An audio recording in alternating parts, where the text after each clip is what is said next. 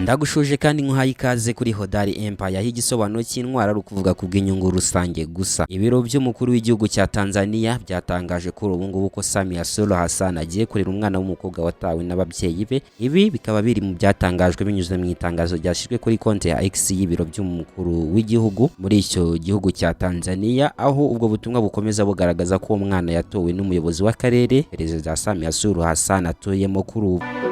Mu gihe kandi uwo mwana watawe ari uruhinja yahawe izina rya Grace Samia Suluhu, ndetse akaba yaratawe n'ababyeyi be mu mujyi witwa Nzega mu ntara ya Tabora, aho yaje kubashyikirizwa perezida w'icyo gihugu ku itariki ya 11 Werurwe muri uno mwaka wa 2026. Tukayi ubwo ni umuyobozi w'ako karere Samia Suluhu Hassan atuyemo kuri ubu ngubu, yakomeje avuga ko uwo mwana bamutoraguye ku itariki ya 17 Mutarama 2026 nyuma yo kujugunywa n'ababyeyi be mu macumbi aherereye muri uwo mujyi wa Nzega. Yakomeje anasobanura kandi ko nyuma y'uko uwo mwana atoraguwe bagerageje gukorana n'urwego rwa polisi kugira ngo barebe ko babona nyina w'uwo mwana, ndetse kandi ngo banamujyanye mu bitaro kugira ngo barebe ko uwo mwana nta kibazo yaba afite. Ku ruhande rwa perezida wa Tanzania, uwo ni Samia Suluhu Hassan, yavuze kandi ko yakiriye uwo mwana mu muryango we, ndetse kandi ko yizeye ko azamurera neza akamurinda mu buzima bwe, ndetse akanamuha n'ibikenerwa byose kugira ngo akore neza ndetse akurire mu muryango ukunzwe